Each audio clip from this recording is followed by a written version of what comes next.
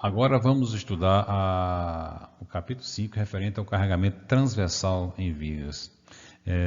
No capítulo anterior, fracção pura, vimos como calcular o momento, a tensão normal em função do momento fletor e do momento de inércia, né? Nesse capítulo veremos como deveremos calcular a tensão desse cisalhamento, certo? E encontrar a forma de como calcular, chegar a uma forma final para calcularmos essa tensão desse cisalhamento. Perceberam que eu não passei exercício referente ao capítulo 4, porque entendo que quando fizermos exercício, no final desse capítulo, os exercícios envolverão tanto as tensões normais, que foi assunto do capítulo 4, como as tensões de cisalhamento, que será visto nesse capítulo. Dessa forma, será contemplado todo os dois assuntos nos exercícios que serão feitos. Bom, o carregamento transversal, aplicado em uma viga, resulta em tensões normais e tensões de cisalhamento, nas seções transversais. Certo? Então, veja que a afirmação que ele está dizendo logo no primeiro etapa aqui. Carregamento transversal, aplicado em uma viga, resulta em tensões normais e tensões de cisalhamento nas seções transversais. Nas seções transversais.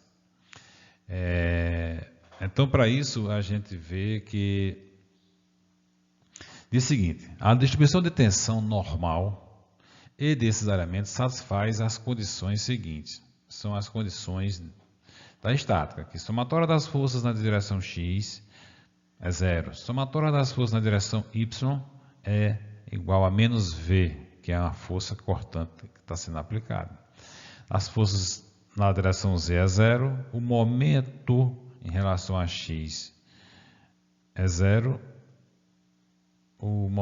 A somatória do momento é zero, do y e do z também são zero.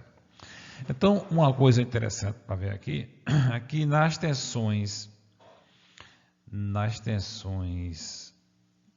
no carregamento transversal, vai ocorrer tensões de cisalhamento nesse plano aqui, nesse sentido, e no bloco, tirando um elemento infinitesimal da viga, demonstra que nesse elemento infinitesimal, nessa face ocorre uma tensão desse cisalhamento e na face oposta ocorre também uma tensão desse cisalhamento, só que iguais, porém de sentidos contrários, para estar em equilíbrio. Da mesma forma, ocorre nessa face xy aqui, certo? Que tem uma tensão desse cisalhamento nesse sentido e na face oposta no sentido contrário. Veja que as tensões desse cisalhamento, elas se encontram, certo? Elas se encontram aqui, ó. E é acompanhado de uma tensão normal longitudinal, que é na direção x. Então, comenta, quando as tensões desse cisalhamento são exercidas nas faces de um elemento, as tensões podem ser exercidas na face horizontal, que é isso que eu acabei de dizer. As tensões de cisalhamento longitudinais devem existir em algum membro submetido ao carregamento transversal. Então, devido ao carregamento transversal, ocorre tensões cisalhantes no sentido longitudinais também ocorre no sentido transversal e no sentido longitudinal da peça. Então, esse é o primeiro conceito que temos que entender. Mais adiante temos o seguinte: cisalhamento na face horizontal de uma viga, que é o cisalhamento, vamos dizer, no sentido longitudinal. Então, tem aqui uma viga com um carregamento, duas cargas concentrado, um carregamento distribuído, uma seção prismática qualquer, e o autor quer estudar quais são as forças que ocorrem no elemento que está distante x do apoio A. Então, nesse apoio A aqui, nós sabemos que se pegarmos um elemento infinitesimal exatamente no ponto C, que é esse aqui, que está aqui embaixo, temos, fazendo um corte nesse elemento, você tem que, na face C do elemento, tem uma força cortante ascendente. Na face D tem uma força cortante descendente. Elas são iguais, sentido contrário, então está em equilíbrio. No elemento tem a pulsão devido ao carregamento distribuído, ômega. E, como disse anteriormente, existem tensões no sentido longitudinais. Então, essa peça, esse elemento que nós estamos aqui, infinitesimal, analisando, ele também vai ter uma força no sentido longitudinal da esquerda para a direita, que é a tensão normal vezes a área. Uma tensão normal que está sendo aplicada, que já estudamos, atuando nessa área aqui. Então, isso é uma força. Da mesma forma, na face D, a tensão normal vezes a área é uma força. Então, estão em equilíbrio. E essa força DH, ela vai entrar em equilíbrio com essas duas forças horizontais aqui. Certo? Então, diz o seguinte, o equilíbrio de um elemento da viga se dá como? A somatória das forças na direção x, que é a direção longitudinal da peça, é igual a zero. Já foi definido. Portanto, quais são as forças existentes na direção x? Tem o ΔH, que é uma força existente desse elemento com os elementos vizinhos a ele, imediatamente inferior a ele, mais quem? A somatória das forças em função das tensões normais. Que aqui ele já colocou a área em evidência, já fez somatórias, no caso seria a somatória ou a integral da força numa área infinitesimal, variando de zero até a área total. E não deixa de ser uma somatória, né? Então, saindo lá do capítulo, buscando a informação do capítulo 4, onde a tensão normal é momento vezes 1y, que é a distância da centroide ao ponto analisado, dividido pelo momento de inércia. Então, ele substituiu aqui, momento vezes o y, momento dividido pelo momento de inércia. Os momentos são constantes, sai da integral, o momento de inércia também é constante, sai da integral, foi a variável de y, que varia em função da distância da centroide até o topo da seção. Então, esse valor aqui, essa integral aqui, ela é a integral de y dA, isso é o primeiro momento que chamamos momento de área, o primeiro momento de área, que é visto lá na mecânica geral. Então, esse primeiro momento, ele é dado exatamente por esse valor aqui, da integral da área de y dA, que é o primeiro momento de área. Bom, esse já é uma chamada lá da mecânica. Daqui de resistência, a gente podemos dizer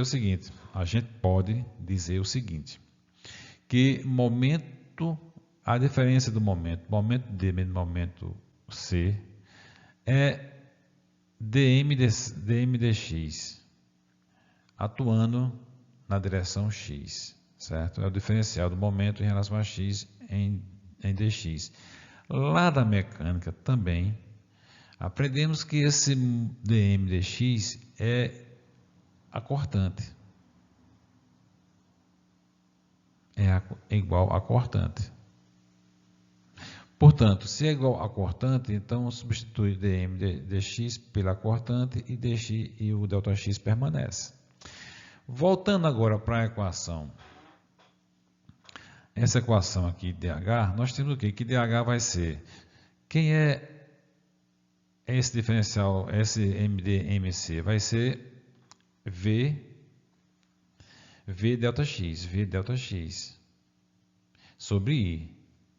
E a integral do momento estático de área é Q. Então, só fez substituir Qm na equação aqui de cima e encontrou que o DH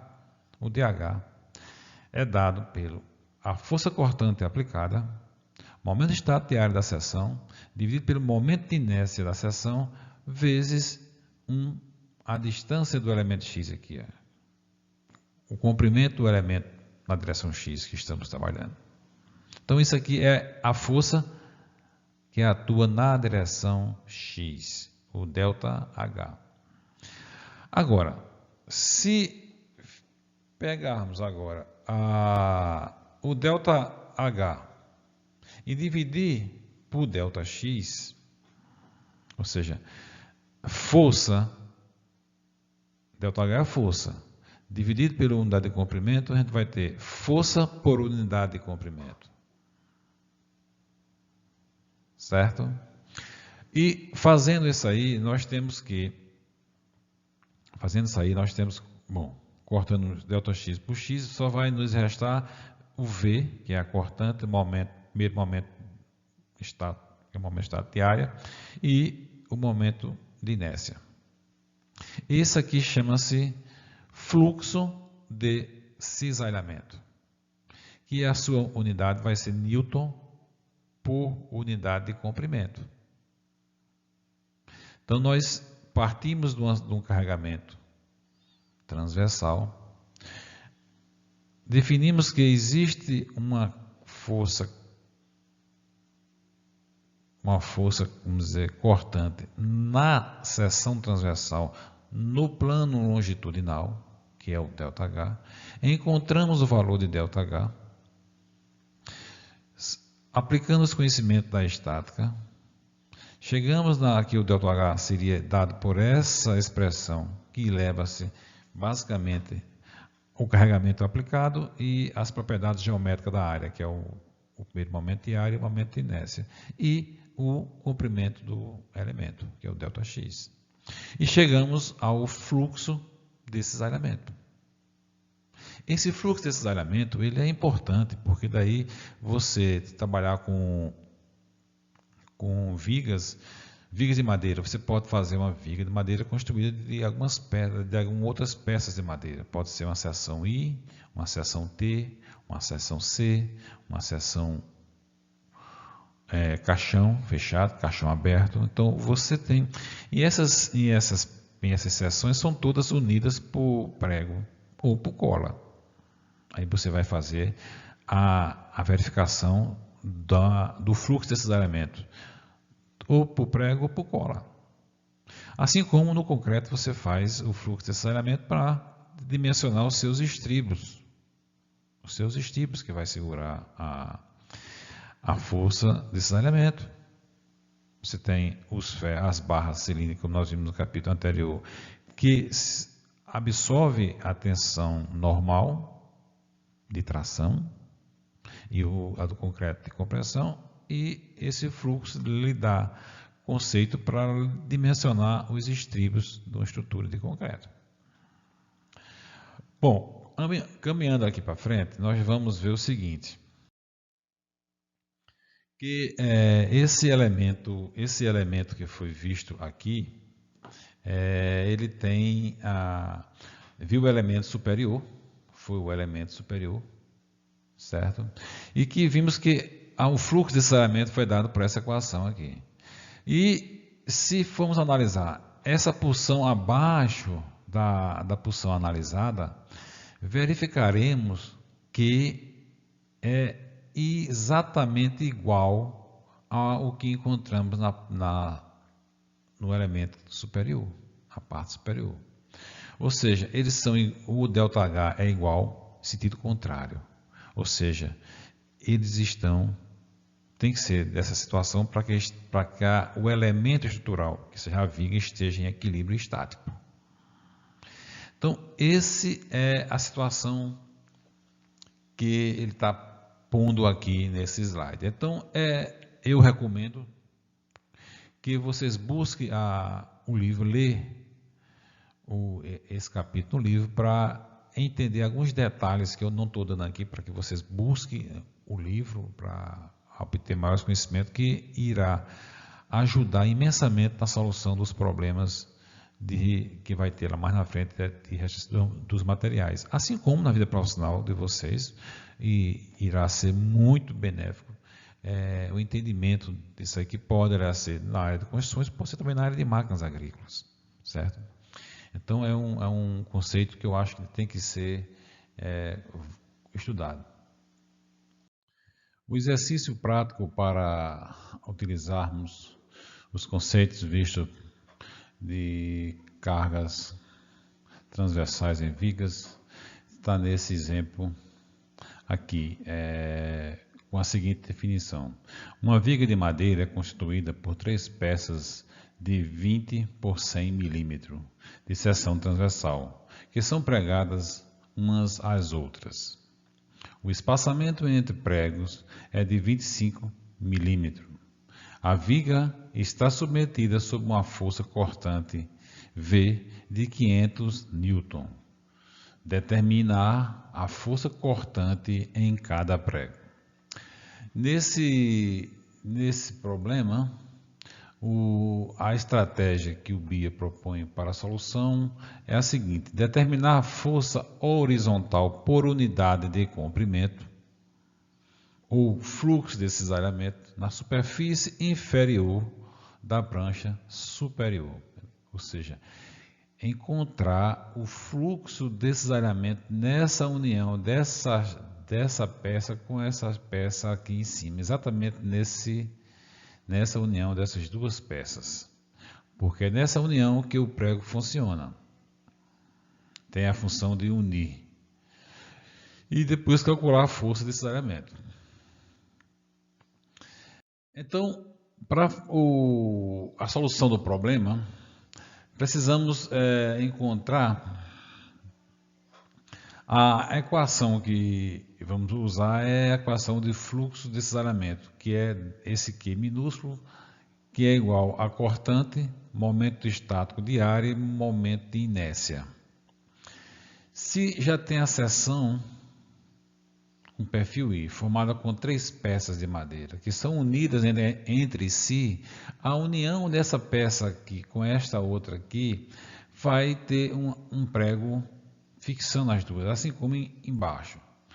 Como a peça é simétrica, e isso é uma análise que devemos fazer sempre em qualquer seção, é saber qual é o grau de simetria existente na seção transversal. Neste caso aqui, percebemos que se passarmos um eixo central aqui na vertical, a peça é simétrica. Logo, o centro de gravidade vai estar sobre essa linha de simetria. E outra simetria existente é na horizontal. Então, no encontro do eixo horizontal com o eixo vertical dessas duas simetrias, se encontra exatamente a centroide da seção transversal. Essa é a primeira análise de qualquer seção que vai fazer uma análise para cálculo. Precisa saber isso aí. Por que isso precisa saber, fazer essa análise de simetria? Porque aqui já nos poupa tempo para o cálculo da centroide. A centroide já está aqui no encontro desses dois eixos. Se já conhecemos a centroide, que no caso que vai ser no centro da peça mesmo, o que precisamos encontrar? Momento estático de área, que é definido como sendo a área dessa barra aqui em cima, a área A, vezes a distância do centro geométrico desta área, que está aqui, até a centroide da seção transversal da peça, que é nesse ponto aqui, que nesse caso aqui vai ser 0,06 metros, né? Ou 60 milímetros. Então, executando esses cálculos aqui, a área vezes essa distância, encontra-se um valor de 120 vezes 10 a menos 6 metro cúbico. Esse é o valor do momento estático de área. E agora precisamos encontrar o momento de inércia da seção, que vai ter que ser feito por eixos paralelos.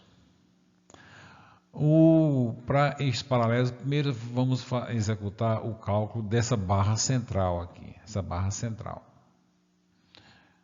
que é 0,02 de base, a altura vai ser 0,100 ao cubo, base, altura ao cubo, dividido por 12, mais 2 vezes, porque essas duas peças são simétricas, então vai fazer essa e essa, então são iguais 2. 2 vezes quem? Base, que é 100, 0,100, vezes a altura ao cubo, a altura vai ser 0,02 ao cubo, mais quem? Mais a área da seção, que é 0,02 vezes 0,1, vezes a distância do centro geométrico da seção até a centroide da peça, da seção. Então você tem o centro geométrico dessa peça até o centroide da seção, essa distância ao quadrado, multiplicado pela área da seção. E fazendo esses cálculos, nós temos um valor de 16,2 vezes 10 a menos 6 metro a quarta. Bom, fazendo isso aí, nós temos os valores que precisávamos, que era o momento estático de área e o momento de inércia. Já se tem o valor da cortante, que foi dado no problema, daí encontra-se facilmente, através dos cálculos, o fluxo de cisalhamento na união dessas duas peças aqui, certo? Nessa união aqui. E o fluxo será de 3.704 Nm. Agora, precisa-se calcular o que se deseja, que é a força cortante em cada prego. Essa força cortante em cada prego é o que vimos nos slides anteriores. Você obter o fluxo desse cisalhamento multiplicado pelo espaçamento entre pregos. Daí você tem a força absorvida por cada prego. Neste caso aqui, o espaçamento do prego é 0,025 metro, vezes que é 3.740. E fazendo essas contas, você vai ter uma força de 92,6 Newton. Essa é a força que cada prego absorverá dessa união dessas peças para suportar a força cortante. Neste caso aqui, encontramos a força por cada prego. Mas se recordarem bem, eu comentei no capítulo 2 que na engenharia a gente não trabalha, quando vai dimensionar peças, não trabalha com força, e sim com tensões. Então, para você garantir que esta viga funcionará de maneira como se fosse uma seção uniforme, com o uso da união dessas peças por prego, nós temos que garantir que essa união vai realmente existir. E para isso precisamos dimensionar o prego. Então, porque essa força vai atuar no prego como uma força tangencial à seção transversal do prego. Se é uma força tangencial, isso é uma força de cisalhamento. E, portanto, lá do capítulo 1, tensão desse alinhamento é a força dividida pela área. Aí é tensão desse alinhamento. Como engenheiro, nós deveremos ir ao catálogo de um fabricante de prego, selecionar o prego ou a tensão necessariamente daquele aço. Tendo a tensão necessariamente do aço, já temos a força, encontramos agora a área, ou seja, encontramos o diâmetro do prego. Daí a gente está realmente dimensionando o prego para essa união dessas tábuas para esta viga. Neste caso, sim, aí partimos de um problema de carregamento transversal ao eixo longitudinal da viga. Vimos que tem forças horizontais e o exemplo vem mostrar que essa força horizontal ela é utilizada para dimensionamento destes pregos que unem essas peças. Se fosse vamos dizer, uma peça com seção I de aço que fosse soldada, iríamos fazer a mesma verificação se a solda utilizada naquele espaçamento entre soldas resistiria à força em cada ponto de espaçamento de solda. Um caso semelhante, só que aqui é prego. No caso de estrutura metálica seria pingos de solda. Então, gente, nesse caso aqui é uma aplicação direta deste caso que temos aí. Com relação a esse slide que está como determinação de tensão desse elemento em uma viga, a tensão desse elemento em uma viga, o que queremos encontrar é uma expressão que nos forneça o valor da tensão desse elemento usando as propriedades que temos ou os dados que temos no problema, certo? Então, neste caso aqui, veja bem, tem a viga, nós temos a seção trapezoidal, como esta aqui. Essa linha pontilhada nessa figura é onde passa a centroide da peça, certo? E o que se quer, na realidade, é encontrar qual é essa força. Se nós sabemos que existe uma força horizontal, no sentido do eixo longitudinal da viga, devido ao carregamento transversal, então se existe essa força horizontal, no sentido do eixo longitudinal, se é uma força de cisalhamento, como vimos anteriormente, dividido pela seção da área a qual está atuando, isso é tensão de cisalhamento. E aqui na figura está bem claro, na figura que está sendo marcada com o laser point. O ΔH nós temos, já sabemos calcular. O ΔA é esta área aqui, esta área que o ΔH linha está atuando. Se nós conhecemos o ΔH como sendo Q, fluxo de cisalhamento, vezes espaçamento, o comprimento no sentido longitudinal, o ΔX, que está aqui, certo? Passa a ser força agora, né? Porque tem fluxo vezes, que é Newton por metro, vezes um comprimento, que é esse comprimento dessa peça analisada aqui, desse trecho da peça analisada, só vai nos sobrar Newton. Então, isso aqui é força.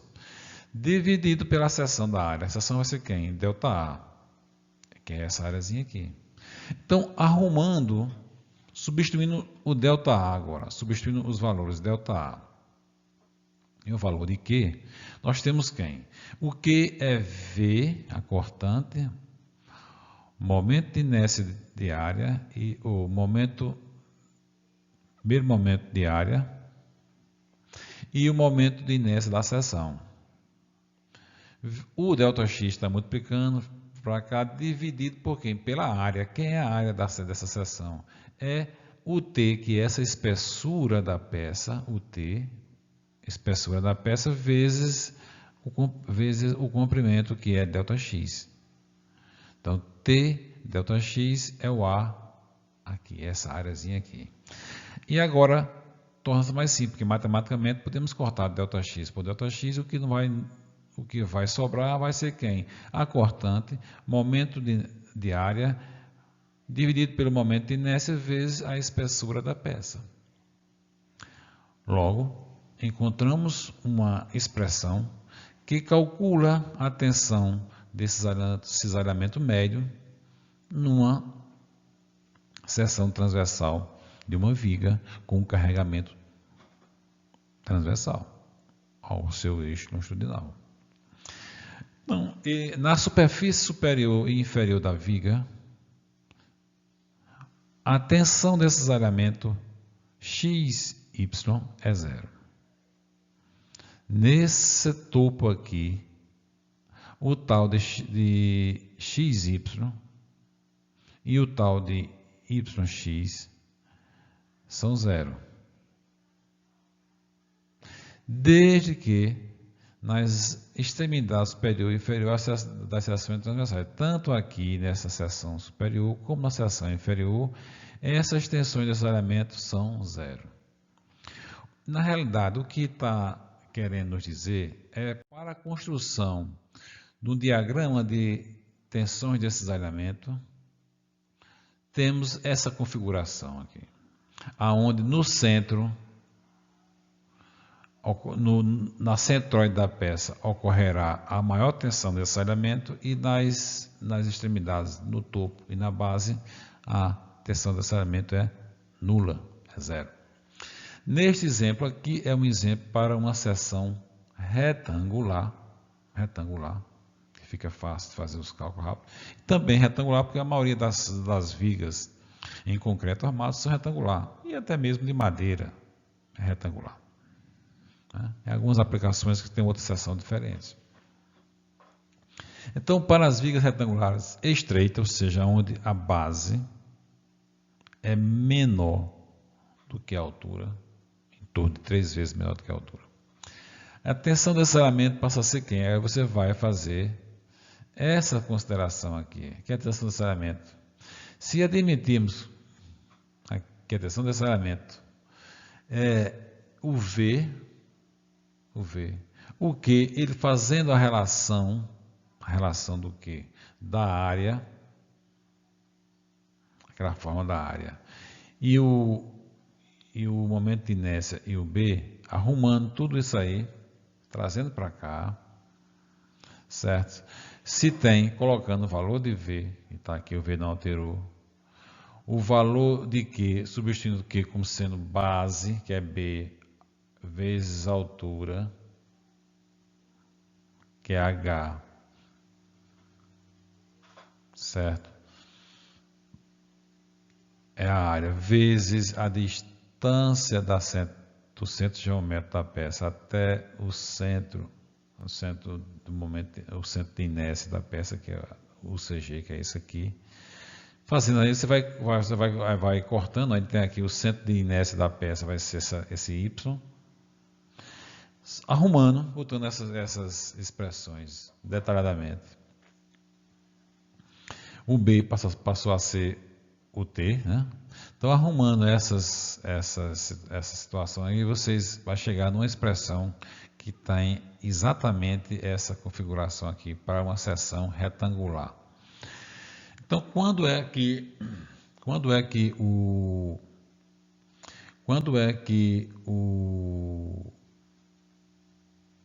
duas condições. Quando o Y,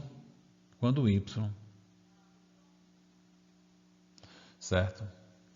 Quando o Y aqui, quando o Y for igual a C, lá em cima, vai ter igual a quanto? vai ser 1, menos 1 vai dar 0, isso aqui vai ser 0. Portanto, aqui é nulo. Da mesma forma, embaixo, na base também é nulo, devido à simetria. Já quando o y, a distância do centro geométrico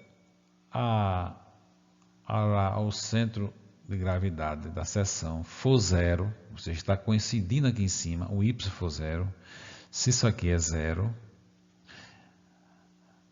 0 elimina tudo isso, fica 1, que vai ser igual a esse valor aqui, que é a tensão desse elemento máxima. Então, dessa situação, a gente extrai essas duas condições. É só trabalhar um pouco essas expressões aqui, de Q e do momento estatiária e o momento de inércia em função de B e de Y e de H, você encontra facilmente nessa expressão aqui. Já no caso de uma seção I de aço, conformada a quente, ou seja, quando diz conformada a quente, é que ela é conformada na usina, onde trabalha com aço, certo? Logo, não é uma seção, é uma seção padrão, que as empresas têm, e as empresas colocam todos os dados dessas propriedades em seu catálogo. E daí você fazendo a mesma lógica daqui, arrumando essas situações, você vai encontrar que a tensão desses elementos média vai ser dado por essa expressão, e ao substituir por esses dados aqui, você vai encontrar exatamente que a tensão média da área da viga será dado por quem?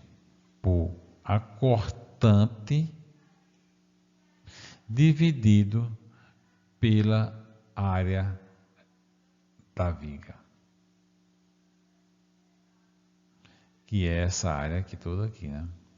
Logo, as duas situações são situações que está demonstrando aqui de praticidade. Só que você trabalha sempre com a mesma situação, vigas retangulares de concreto. Todo engenheiro calculista que trabalha com concreto já sabe isso aí. Então, ele sabendo a tensão do concreto,